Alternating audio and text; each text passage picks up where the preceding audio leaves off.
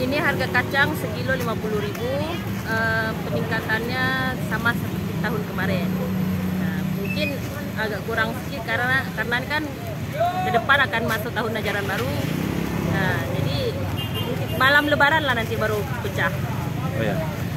Ini berapa jenis yang dijual kacang-kacangan? Jenis kacang-kacangan ada kacang mente, kacang Bali, terus kacang hijau dan seperti kue-kue mentega lainnya.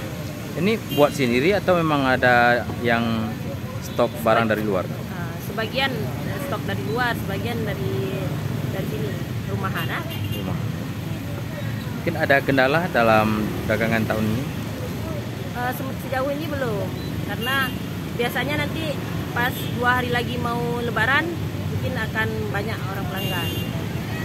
Ini misalnya kalau nggak habis nanti Lebaran, bagaimana nih barang-barang kacang-kacangannya?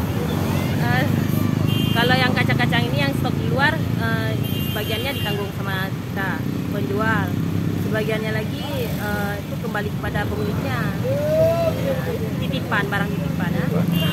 Apa yang paling banyak dicari oleh pelanggan kita? Yang paling banyak dicari sama seperti sebelumnya. Ini kacang-kacang ini yang 3 ini best seller, kacang hijau, kacang Bali, sama kacang mente.